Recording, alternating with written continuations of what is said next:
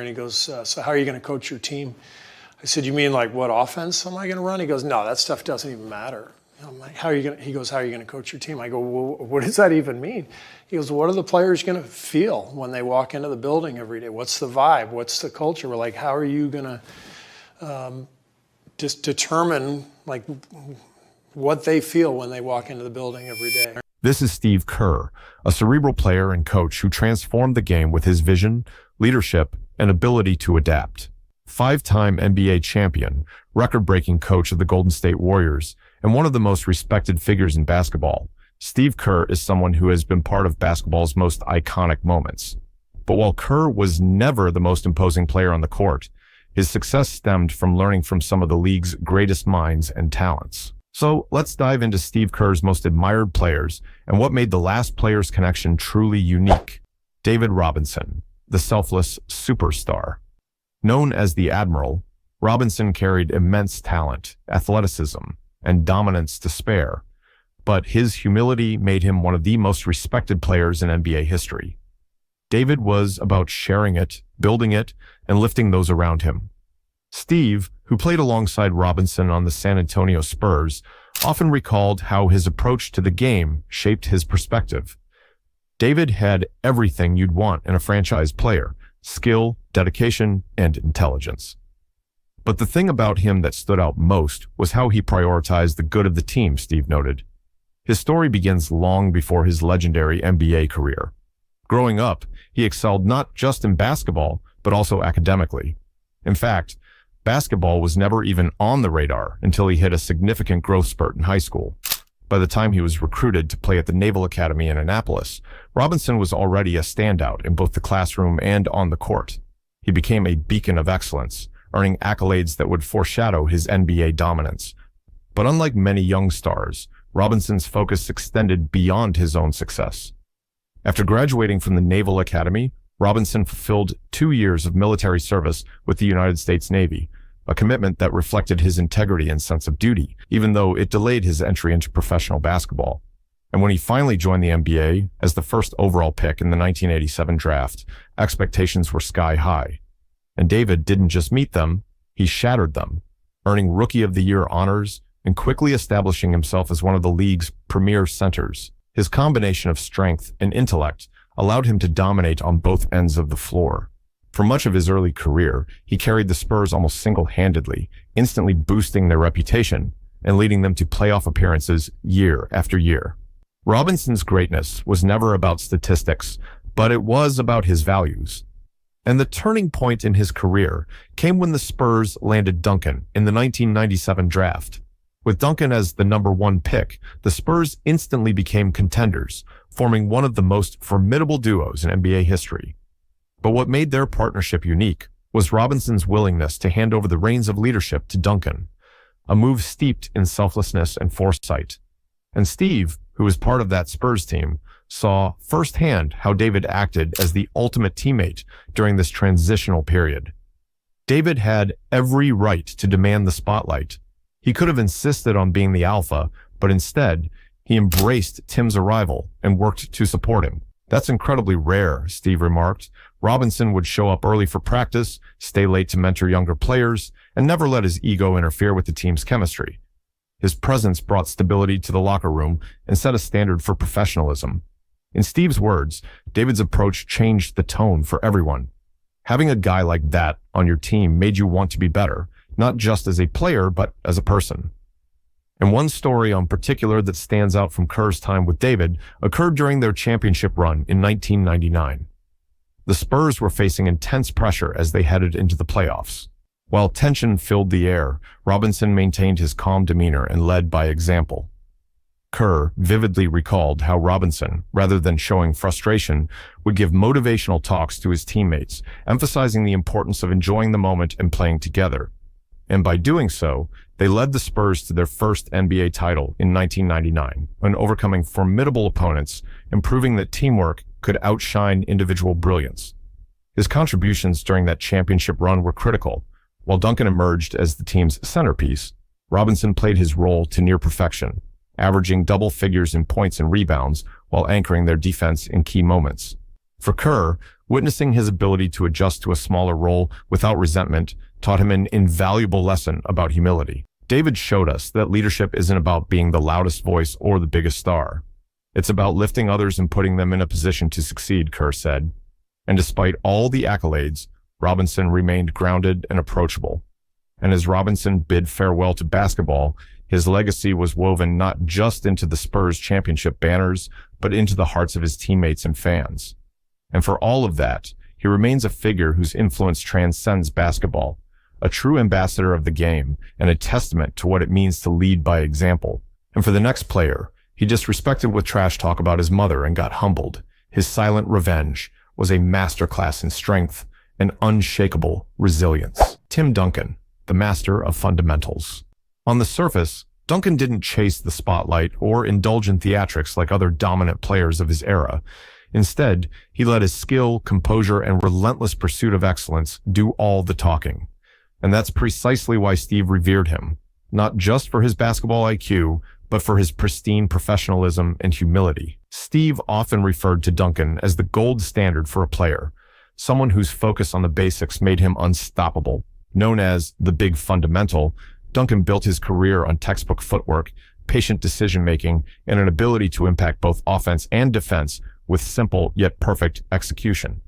For Steve, someone who lived and breathed the cerebral side of the game, Duncan represented everything a player should embody on the court. Growing up in St. Croix, an unlikely basketball hotbed, Duncan didn't start his athletic journey on the hardwood.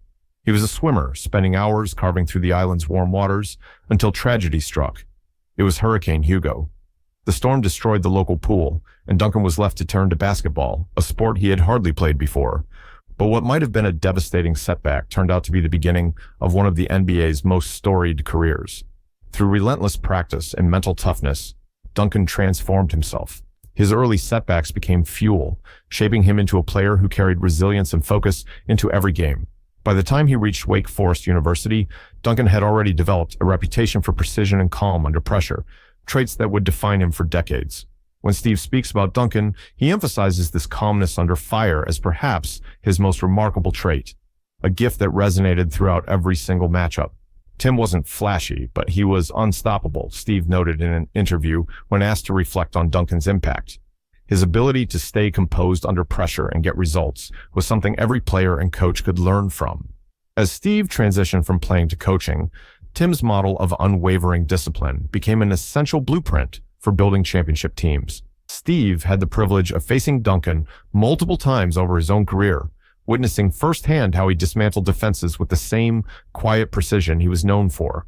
From his signature bank shots that seemed to kiss the glass with ease to defensive timing that could turn the tide of games, Tim consistently impacted both ends of the court. Kerr observed that Duncan had an uncanny ability to elevate his teammates simply by doing his job at the highest level. Even after Tim retired in 2016, Steve continued to talk about him in interviews, often referring to him as one of the greatest leaders in sports, not because he sought attention, but precisely because he didn't. Duncan's leadership was by example, carrying himself with a quiet humility that served as the foundation for 5 NBA championships and 2 MVP awards. And what Steve admired most was Duncan's focus on winning, never letting ego or individual accolades disrupt his ultimate goal. He knew winning was the only thing that mattered, Steve said, and he showed the entire league how it's done. But Duncan's calm demeanor wasn't immune to basketball's fiery emotions. He simply expressed it differently. Many players, like Steve, discovered that pushing Duncan wasn't always wise. His silence became his weapon, his restraint a form of psychological warfare. And that is why players like Kevin Garnett called Tim Duncan one of the most frustrating opponents they ever faced on the court.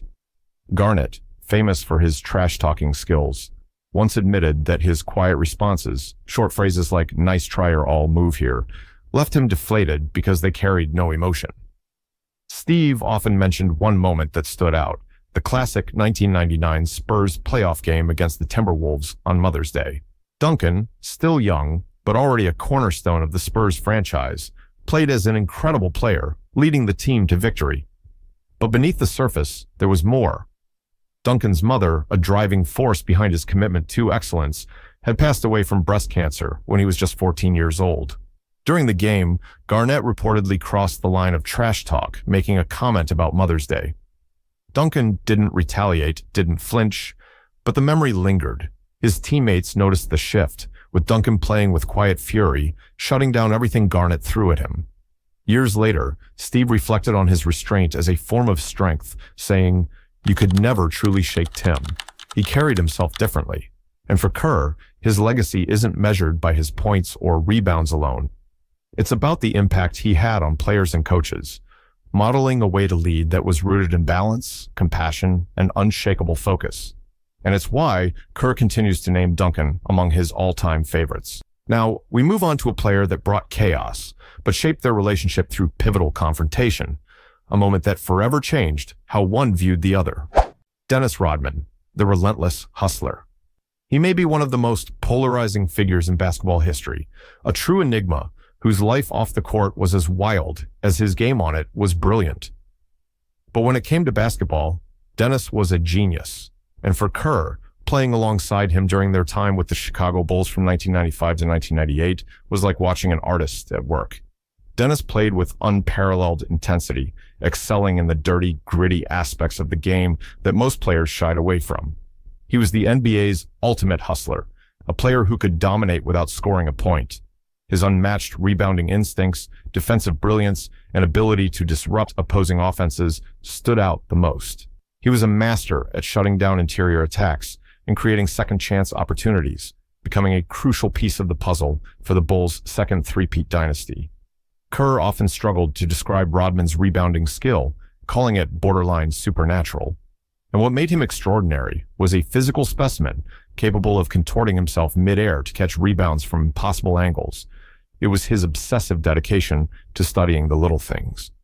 Kerr would recall moments in practice when Dennis spent hours analyzing film, meticulously observing how missed shots bounced off the rim and how they were affected by factors like spin or velocity.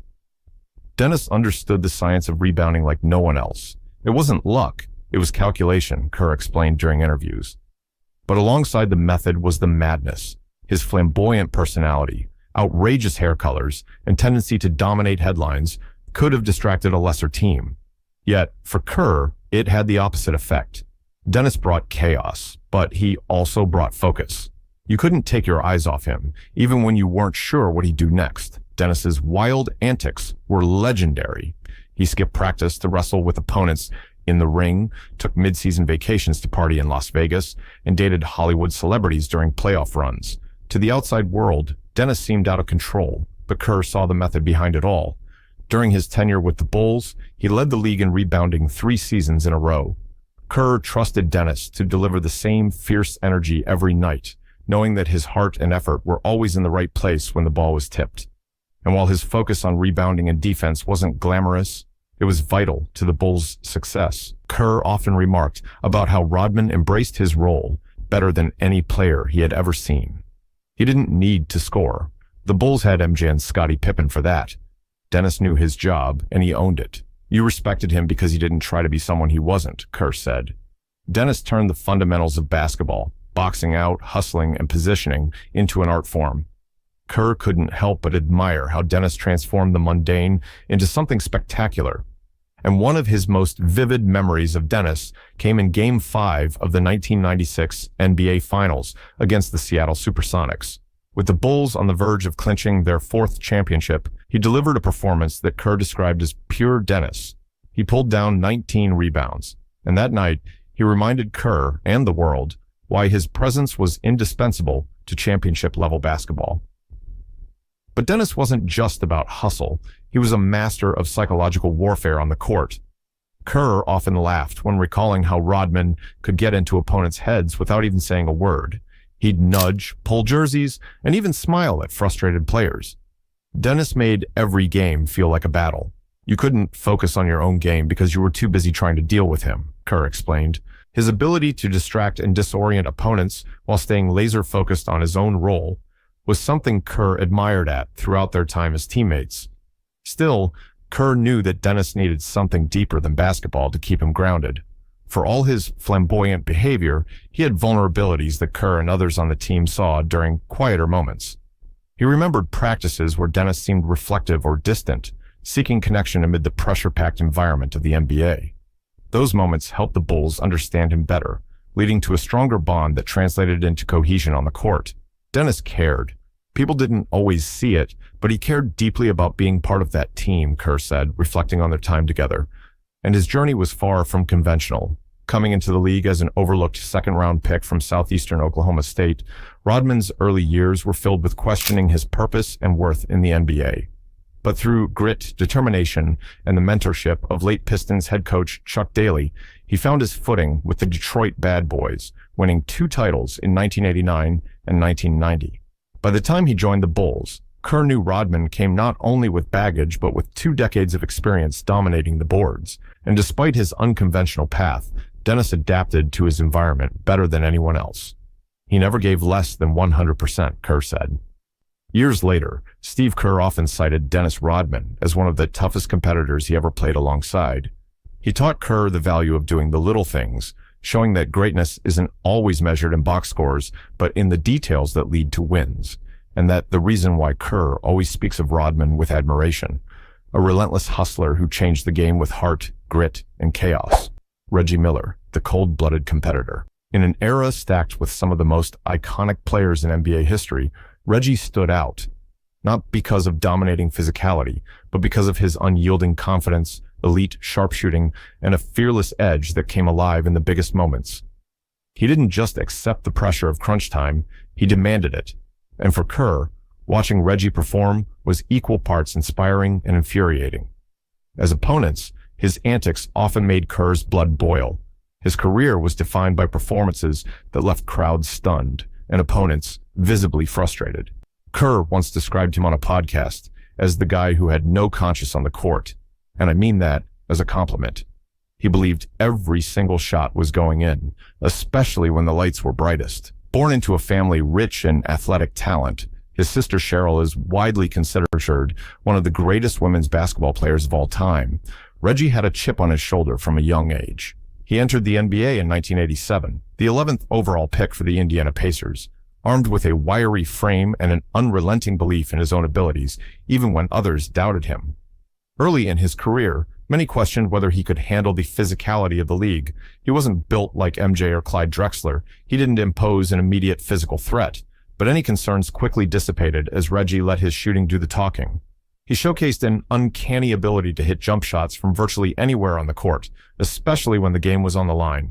Kerr, watching from afar in those years, quickly spotted a trend that would come to define his legacy. Nobody elevated their game in critical moments the way Reggie did. For Kerr, one game stands above all others in Reggie's highlight reel of heroics, the legendary 8 points in 9 seconds against the New York Knicks during the 1995 Eastern Conference semifinals. It was the quintessential Reggie Miller moment. Down by 6 points with just over 18 seconds left, most players would concede defeat and prepare for the next game, not Reggie. And what happened next was a sequence almost too surreal to believe. He drained a 3-pointer to cut the deficit, then stole the inbounds pass and stepped behind the arc to hit another 3. Moments later, he sank 2 free throws after getting fouled, securing a victory literally out of thin air. I remember watching that game and thinking, this guy is on another planet, Kerr said in a reflective interview about Reggie's career. Most players wouldn't even attempt that. The audacity, the precision, and the poise he showed. It was vintage Reggie. But it wasn't just performance under pressure that set him apart. It was the psychological warfare that came with it. Reggie was the league's ultimate provocateur, the guy who would talk trash from the opening tip until the buzzer sounded, using his words as another weapon in his arsenal against defenders. Kerr, both as a teammate on the Olympic Dream Team and as an opponent, experienced this firsthand. Reggie didn't just beat you with his play, he beat you mentally, Kerr explained. He was in your ear constantly, and the crazy part is he backed it up every single time. Whether it was taunting Spike Lee courtside at Madison Square Garden or jawing with MJ during a playoff game, Reggie thrived in the chaos of confrontation. And as a deadly shooter himself, Kerr found himself both learning from and envying his craft. Reggie's ability to create space was unparalleled, and his conditioning was second to none. He spent much of every game running defenders ragged, darting around screens and exhausting opponents. For the ones guarding him, It wasn't just a matter of staying close. Covering Reggie felt like a full-time sprint. And while his relationship with opponents may have been contentious, those who played with him saw another side, one filled with loyalty and heart. Behind every clutch performance and every verbal jab was a guy who loved the game deeply and carried an unshakable belief that he could win on sheer willpower alone. Kerr admired that authenticity, even though it often came at his expense. Anyone who played long enough against Reggie likely left the court furious at some point, but you couldn't hate the guy. He just did everything it took to win, Kerr recalled. And as Kerr transitioned from player to coach, his appreciation for Reggie grew even deeper. While studying the importance of three-point shooting in modern basketball, Kerr frequently cited Reggie as one of the catalysts of the NBA's long-range revolution.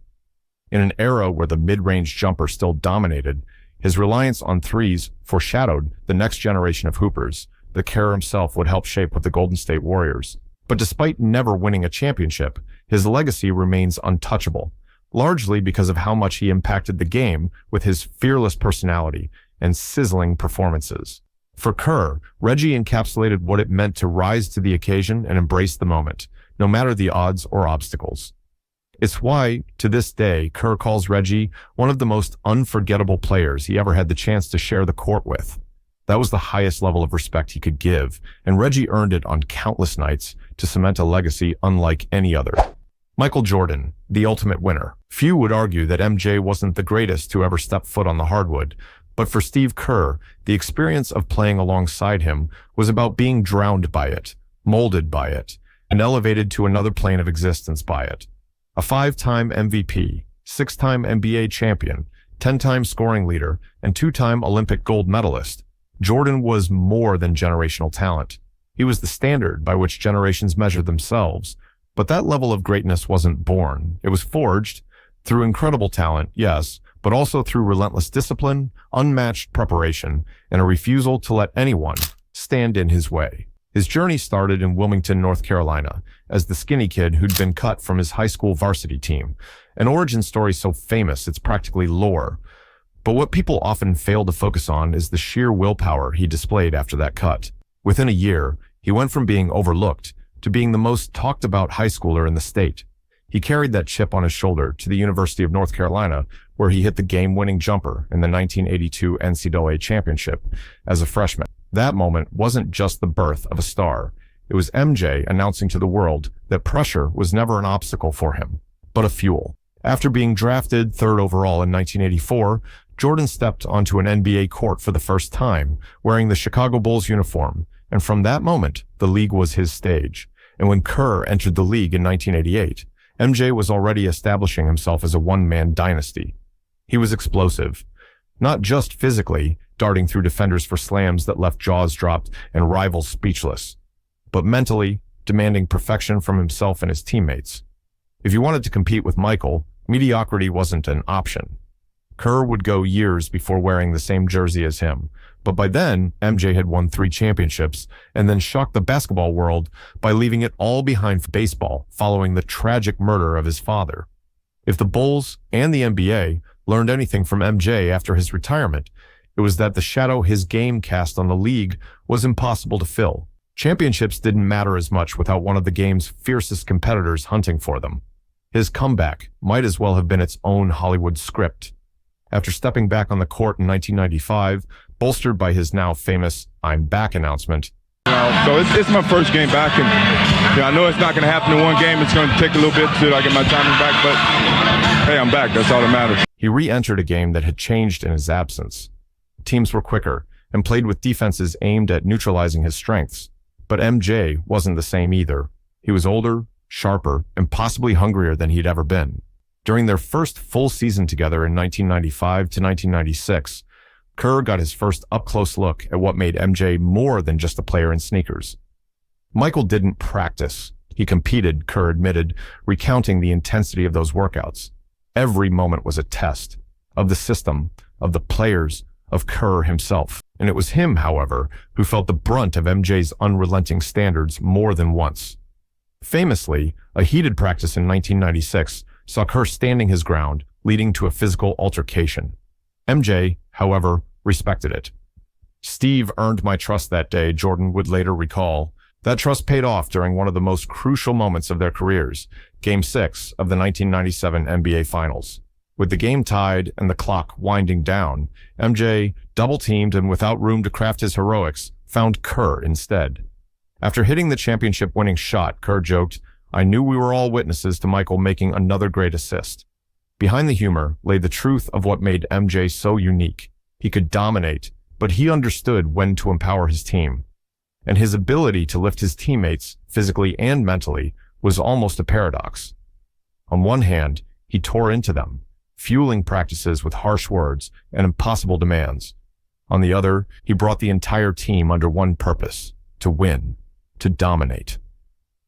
Jordan was not a player who tolerated mistakes or poor execution, and playing beside MJ was to become part of a machine, each cog spinning perfectly in sync, led by the one who dictated its rhythm.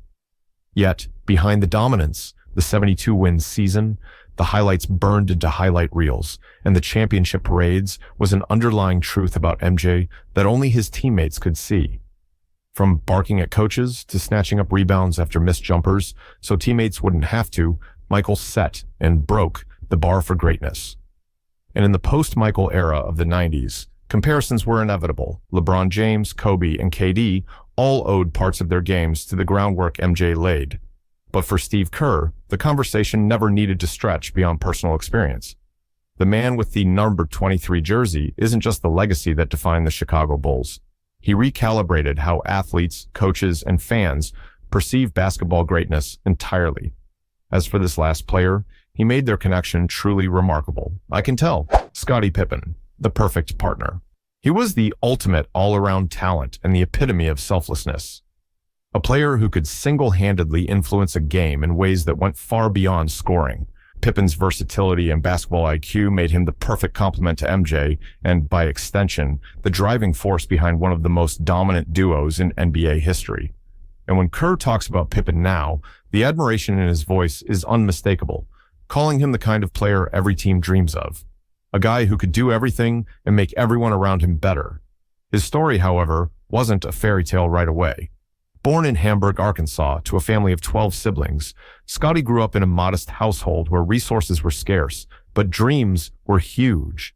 Sports became an outlet for him, but his journey to superstardom was anything but straightforward. Unlike Jordan, Pippen wasn't a heralded high school recruit or a surefire NBA draft pick.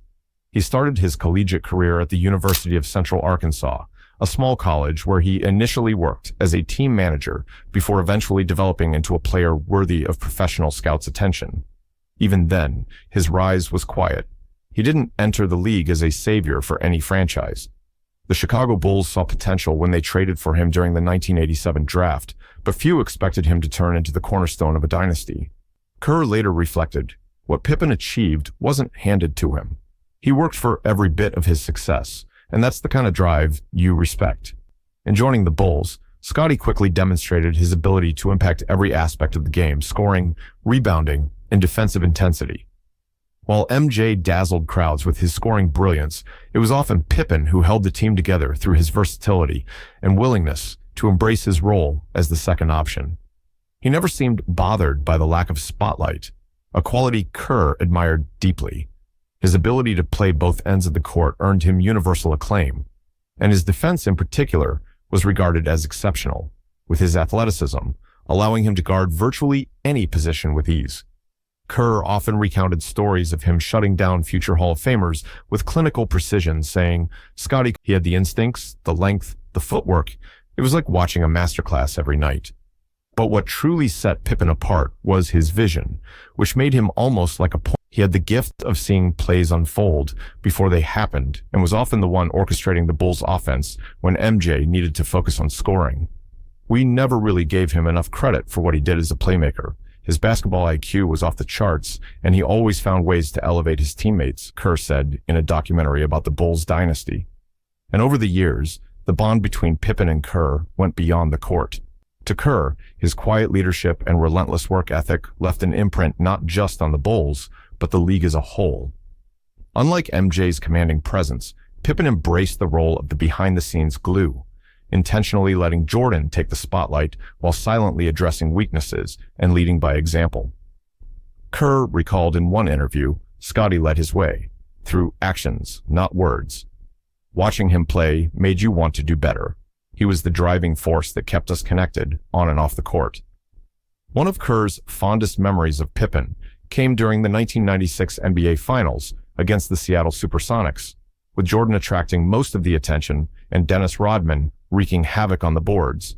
Pippen became the stabilizing influence, dominating defensively and facilitating crucial plays down the stretch. In key moments, Kerr would look to Pippen for reassurance, knowing he was someone you could count on to make the right decision. It wasn't flashy.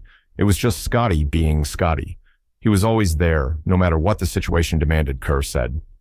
That finals was a testament to his versatility, proving that while MJ was undoubtedly the leader, the Bulls couldn't have reached their apex without Pippen's invaluable contributions. But not everything came easy for Pippen, especially during the infamous 1.8 seconds game in the 1994 playoffs. He refused to take the court after coach Phil Jackson designed the final play for Tony Kukoc instead of him. Critics were quick to pounce on the incident, calling it a stain on Pippen's legacy. Kerr, however, viewed it differently. It's easy for people to judge, but when you work as hard as Scottie does and you want nothing but to help your team win, those emotions overflow sometimes. He's human. And what matters is how he responded after. Indeed, Pippen rebounded over the next few seasons, regaining his reputation as one of the league's premier players. His career stats told a compelling story: 7-time All-Star, 10-time All-Defensive Team selection, and 6-time NBA champion. But for Kerr, the real legacy of Pippen was never in the numbers, but in the impact he had on the players around him.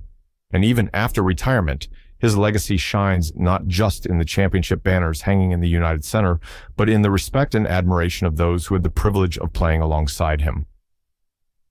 Steve Kerr's journey in basketball is a testament to the power of surrounding yourself with greatness. These players taught Kerr lessons on leadership, resilience, and humility, values he carried into his own successful career as a coach. All right, that's all for today. Don't forget to hit that subscribe button, and I'll see you in the next one.